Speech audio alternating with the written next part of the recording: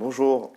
Alors, vous êtes tôlier formeur de profession, donc vous restaurez des véhicules anciens.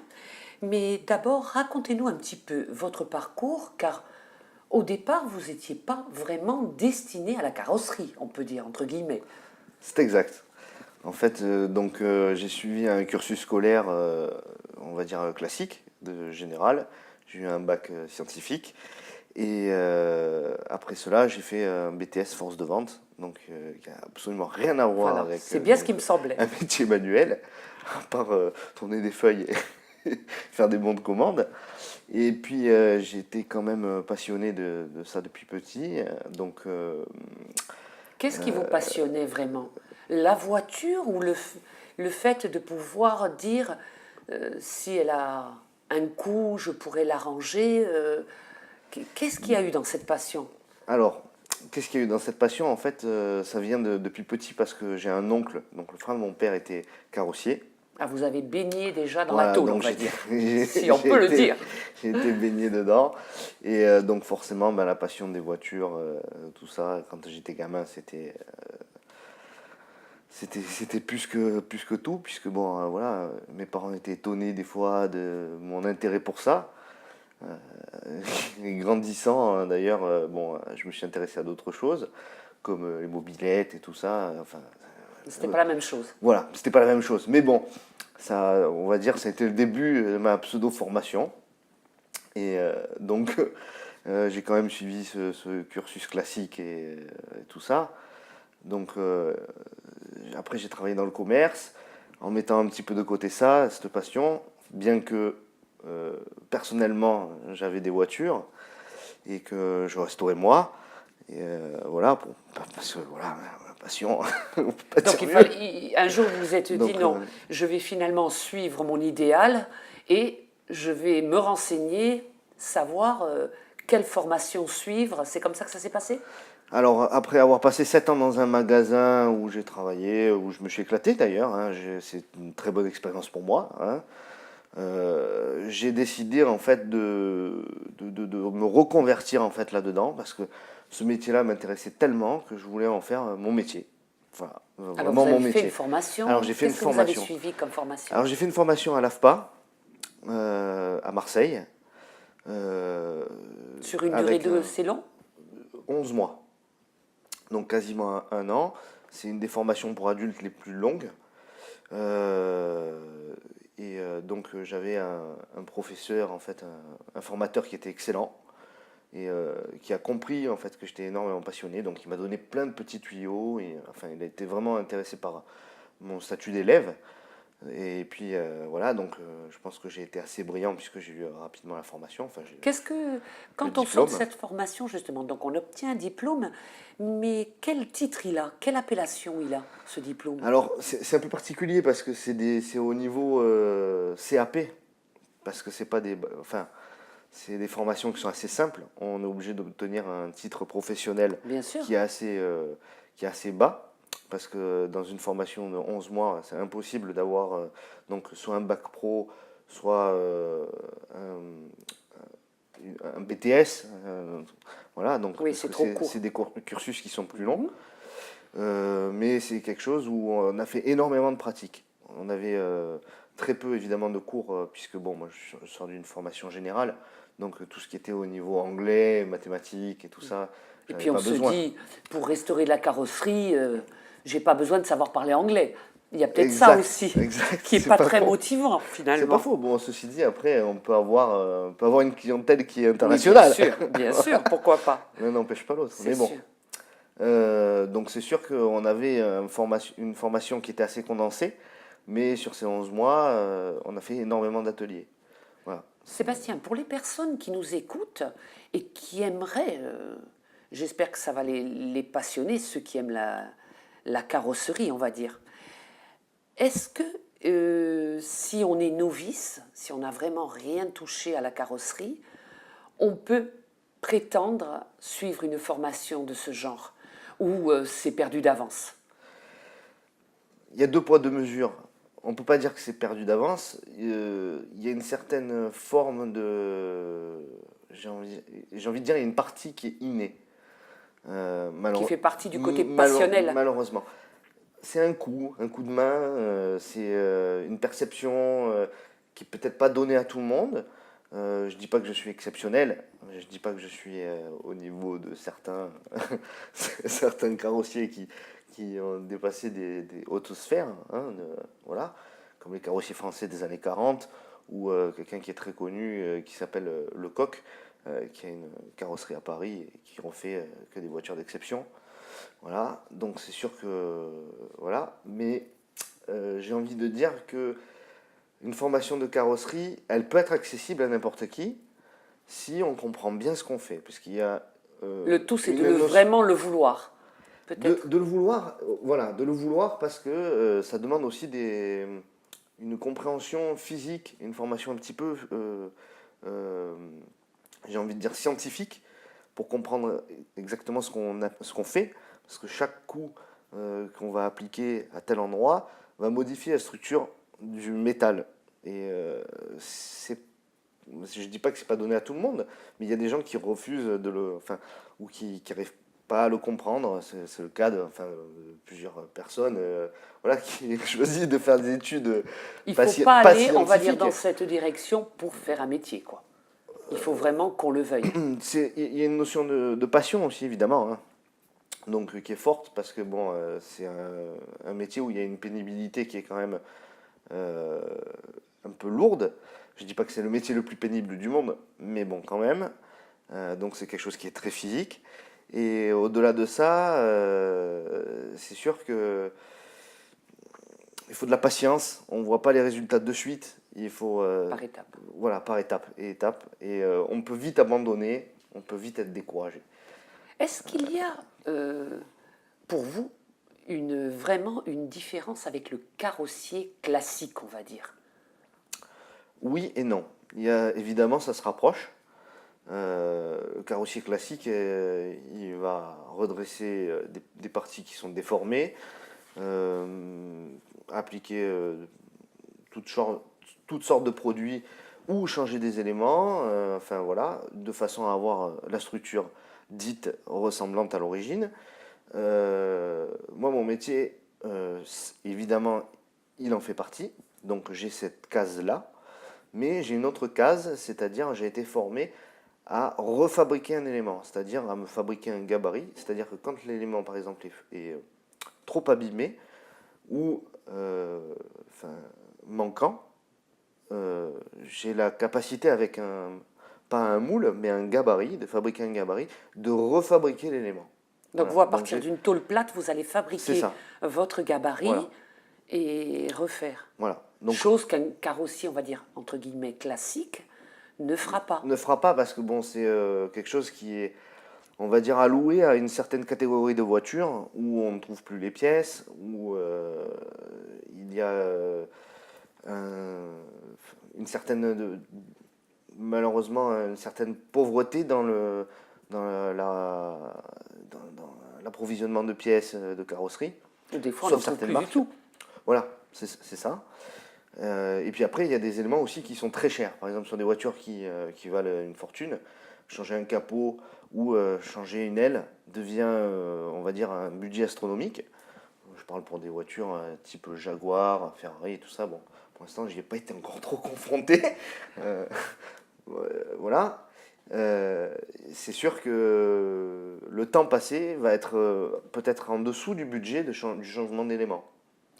Et voilà. Par contre, Sébastien, combien d'années faut-il qu'ait un véhicule pour qu'on le considère comme véhicule ancien, voire historique? Alors, il y a deux codes, j'ai envie de dire, puisque l'assurance collection se fait à partir des véhicules à peu près aux alentours de 25 ans. C'est valable pour toute marque de voiture? Pour un contrat d'assurance, oui. Pour une carte grise, c'est 30 ans. Donc il faut que le véhicule ait 30 ans. Donc évidemment, c'est une carte grise qui sera restrictive. Hein, voilà, donc parce que on n'aura pas le droit de se déplacer hors du département, tout ça. Bon, enfin, bien qu'il y ait la législation est changée par rapport à ça. Malheureusement, on peut passer. Enfin, malheureusement. Oui, heureusement, on peut passer n'importe quel véhicule en collection. J'ai envie de dire. Après, il y a un troisième point qui fait que la voiture est vraiment de collection, c'est ce qui fait, c'est sa rareté. Voilà, sa rareté, son nombre d'exemplaires, son modèle, voilà. À ce jour, quelles sont les voitures les plus rares? Les plus rares, je pense que c'est les voitures qui ont été faites sur mesure dans les années 40-50. Qu'est-ce qu'une voiture faite sur mesure? Alors, à l'époque, on pouvait acheter un châssis nu, donc qui était fait par une firme, une grande firme, telle que par exemple Delahaye, Citroën, qu'est-ce non? que C'est trop- Citroën, il y en a eu, ouais, Citroën aussi, il y en a eu quelques-unes. Il y a quelques tractions qui ont été faites sur mesure.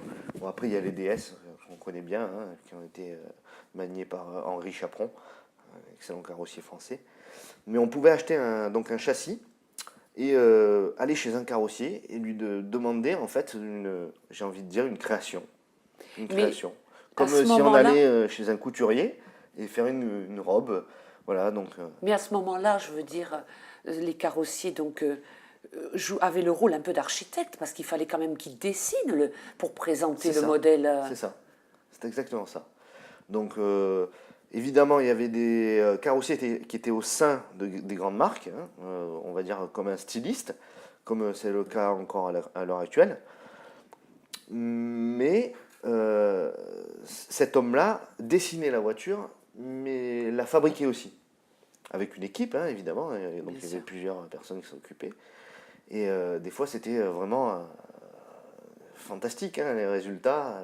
Il y a des voitures qui ont été tirées à pas plus de 3 ou 4 exemplaires qui sont des œuvres d'art, en fait, Donc au celles-là, final. bien évidemment, sont C'est- considérées voitures de collection. Ah oui, là, Oui. on va dire qu'on touche le summum de. C'est le. c'est- Est-ce que vous savez à ce jour quelle serait, je dirais toujours même peut-être qui puisse fonctionner, la voiture la plus ancienne? Alors, on a de connaissance, en fait, une des voitures les plus anciennes, c'est le Fardier, qui est une création française, qui est une voiture à vapeur, donc Qui à trois fonctionne roues, toujours. qui fonctionne toujours. Elle serait Elle presque doit- même elle est dans en le temps de musée. l'écologie, madame. Alors, je vais dire des bêtises, mais je sais pas. Elle est stockée dans un musée, enfin, elle est présentée dans un musée. Et je crois bien que c'est Rochetaillé, qui est au-dessus de Lyon. Hein, voilà. Par contre, ben, c'est une voiture un peu spéciale, quoi. Hein. C'était une vocation utilitaire. C'est une dérivation de la charrette. On a remplacé les chevaux par les chevaux vapeur, tout D'accord, simplement. Voilà. d'accord. Donc ça a commencé l'automobile. Bon, après, il y a eu plusieurs créations dans plusieurs pays, hein, évidemment. Hein. Mais pour moi, la plus ancienne, c'est celle-là. Alors, on en revient à Sébastien Attard à proprement dit. Oui. Vous êtes installé depuis combien de temps? Alors, moi, ma formation, je l'ai fait en 2010. Donc, j'ai été diplômé donc, un peu après, puisque c'était à cheval sur 2010-2011. Après, j'ai travaillé pour une marque de voiture, dont je ne citerai pas, pendant 3 ans, où j'ai fait un petit peu mes armes aussi, j'ai envie de dire, d'une façon administrative. Ça me permettait de bien voir comment un garage, Comment vous allez gérer comment aussi un votre garage petite fonctionnait et entreprise? tout ça. Voilà, exactement. Bon, bien que j'ai fait du commerce avant, Oui, et j'avais un poste de responsable, donc qui me ça a permet. servi, vous Voilà, voyez, aussi. finalement. Oui, oui, on va dire double cursus.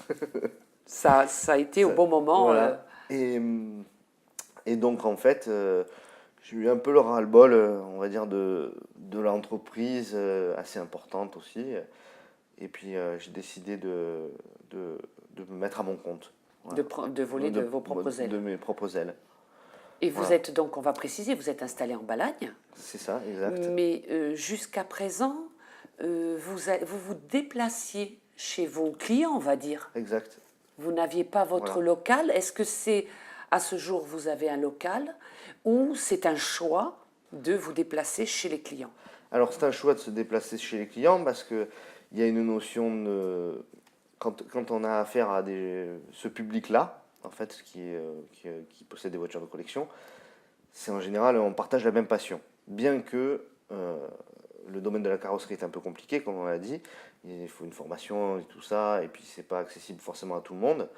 A contrario à la mécanique, j'ai envie de dire, malheureusement, je veux pas dégrader mes collègues mécaniciens, mais les dévaloriser, mais c'est vrai que c'est un peu plus accessible comme métier, c'est moins complexe, enfin, du moins manuellement, et au niveau des équipements aussi. Et mon choix donc est de partager en fait un petit peu, si on veut, cette histoire de restauration de voitures, parce que le client va avoir un œil dessus, il va comprendre aussi, et puis il y a une notion aussi de sincérité envers le client, de pas de voilà De lui faire de toucher du lui, doigt quand il y a un problème. de lui faire voir le travail qui est réalisé, et c'est important des fois. Plutôt que de proposer un reportage photo, des fois il n'y a rien de mieux que l'œil du client pour voir ce qui se passe. Mais vous n'êtes pas confronté aux aléas de la météo. Si, si évidemment, parce que bon, il y a une partie qui se fait hors équipement spécialisé. Donc en général, les gens ont un garage ou un abri. Donc bon, certes, c'est vrai que ça protège un petit peu, mais c'est pas, je veux dire, on est un peu soumis au vent, contre Oui, vents et marées, comme on dit. et chez nous, Dieu sait s'il y en a. Voilà, exact. Il y a aussi, Sébastien, il y a aussi peut-être le fait qu'on veuille restaurer une voiture ancienne, mais qu'elle ne soit pas, on va dire, en état de marche, en état d'être transportée, à moins qu'elle soit sur une remorque. Exact aussi, ouais. Voilà, donc il y a cette notion-là. Bon, et, c'est vrai que je n'ai pas une formation de mécanique. Après, parfois, sur certaines voitures anciennes, j'arrive à me débrouiller parce que c'est des mécaniques assez simples. Donc, je peux envisager ce genre de réparation. Est-ce qu'il est Mais vrai, parce que je ne voudrais pas oublier de vous poser cette question, est-ce qu'il est vrai qu'on peut dire que votre métier se rapproche un peu de celle du chaudronnier? c'est pas faux. Parce que le chaudronnier, en fait, va faire les mêmes travaux, les mêmes coups, le même formage, mais avec des tôles plus épaisses, des matériaux aussi différents. Ils n'utilisent pas que le fer, ils utilisent le cuivre, tout ça, quoi. Donc c'est un métier qui est, j'ai pas envie de dire plus grossier parce que je vais me faire taper dessus sur les doigts. Mais c'est un beau métier aussi, mais c'est vrai que ça se rapproche, c'est très proche. Le métier on va dire, de tôlier-formeur est plus fin.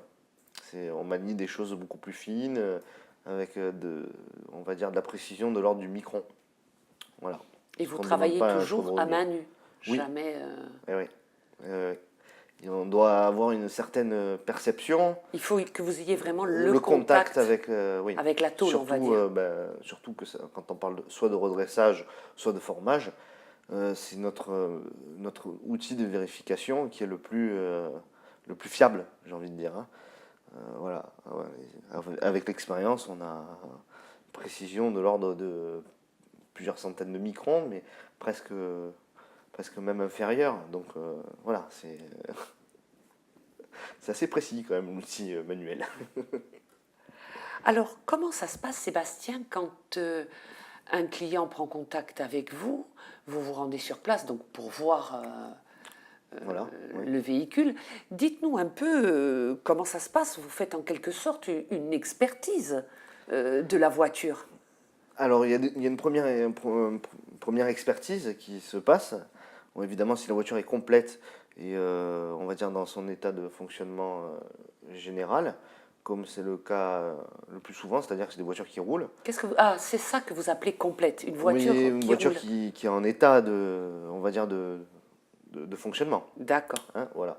Ceci dit, c'est des voitures qui sont, enfin, on va dire, elles ont les entrailles des fois qui nous réservent beaucoup de surprises. Notamment, par exemple, derrière tout simplement un joint de pare-brise, il peut y avoir Madame la rouille qui s'est cachée, Ah oui. et puis le client ne le voit pas, et c'est quelque chose qu'on verra absolument au démontage. C'est pas quelque chose qu'on peut voir de suite. Donc l'expertise est complexe les premiers temps. Donc cette première visite était estimative. Même pour le coût aussi. Voilà, pour le coût et pour la durée des travaux. Ce Comment qui vous évaluez le coût, on va dire, même si on va dire il y a en quelque sorte vous laissez une une marge. marge. La Voilà. marge de la découverte, on va dire, de l'imprévu, Exact. si on peut dire ça comme ça. Donc déjà, on va dire que quantitativement, on arrive à chiffrer selon le nombre d'éléments qu'il y a en fait sur la voiture, hein, voilà, et, les formes. Bon après, s'il y a des problèmes qui sont de suite visibles, je peux arriver à chiffrer plus ou moins. Bon après, ça sera pas de suite, parce que bon, s'il y a besoin de changer l'élément, il faut faire la recherche, savoir si on le trouve d'occasion, s'il est disponible en neuf, enfin ainsi de suite. Ou s'il faut que je le refabrique, s'il est plus disponible, hein, évidemment. Donc ça, c'est les trois choix possibles. Mais après, évidemment, il faut que je me laisse une marge, c'est-à-dire sur un devis, je suis obligé de me laisser une marge du démontage. Est-ce qu'on peut avoir un ordre d'idée du coût pour les personnes intéressées aussi, de savoir ça, quel départ peut avoir une restauration de voiture, quel prix de départ, une fourchette? C'est variable parce que selon les travaux effectués par le client, il y en a qui, par exemple, je ne suis pas avare non plus, hein, Vous proposez de, plusieurs formules? on va dire ça, mais il y a des gens qui aiment bien faire une partie de leur boulot parce qu'ils sont, comme je l'expliquais tout à l'heure, ils sont passionnés. Donc, Ils savent démonter. ils savent démonter, tout ça. Bon, après, moi, je donne des conseils s'il faut, il n'y a pas de souci. Oui, parce que c'est pas donné à tout le monde Voilà, c'est aussi, pas hein. donné à tout Après, le il faut monde. Et savoir. puis après, je peux effectuer, on va dire, le gros des travaux quand il y a, voilà, quand il y a quelque chose qui n'est pas faisable Bien par le sûr. client, hein. Bien sûr. Voilà, c'est le but, hein, d'ailleurs. Donc, c'est vrai que les devis sont très variables. Je peux pas parler je peux parler que de fourchette, j'ai envie de dire, de prix, quoi.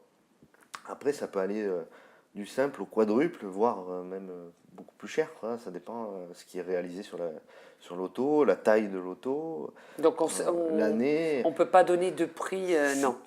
Tellement complexe. Ouais.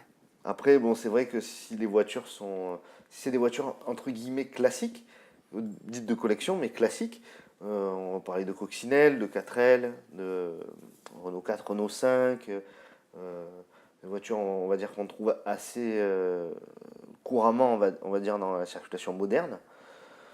C'est des restaurations où on ne peut pas non plus chiffrer trop, malheureusement. Donc c'est vrai que moi je mets un peu le poing dans la poche aussi, hein, c'est parce que je suis passionné, donc c'est vrai que ça me fait plaisir aussi de travailler là-dessus, sur des voitures comme ça. Mais le client il ne peut pas mettre un budget non plus Pharaonique. pharaonique dans une voiture où on dépasserait le prix par exemple, enfin à la cote. Donc c'est pas jouable. C'est Donc sûr. les devis ils sont toujours un petit peu On va pas dire aléatoire. aléatoires, voilà, étudiés on va dire. Et comment se déroule une fois que vous avez expertisé votre voiture, que le client a dit bon, c'est bon, on est d'accord, comment se déroulent les étapes de cette restauration? En premier lieu, donc, on va dire, il y a la mise en situation en fait du véhicule donc dans le lieu où on va y travailler. Donc, évidemment, on va chercher le lieu le plus approprié, hein. Ça, c'est la première chose chez le client, puisque je travaille chez le client. Secondement, on va commencer à démonter. Et puis après le démontage, on va dire partiel du véhicule. Alors après, ça dépend des travaux qui sont faits. Si on fait la voiture intérieure-extérieure, en réfection, ça demande, on va dire, plus de travail que juste une restauration extérieure. Vous faites aussi l'habillage de la sellerie? Alors j'aime bien, oui. Bon, je Oui. travaille, j'ai comme contact plusieurs selliers, hein, qui travaillent évidemment en Corse. Donc il y en a un à Bastia et un autre qui est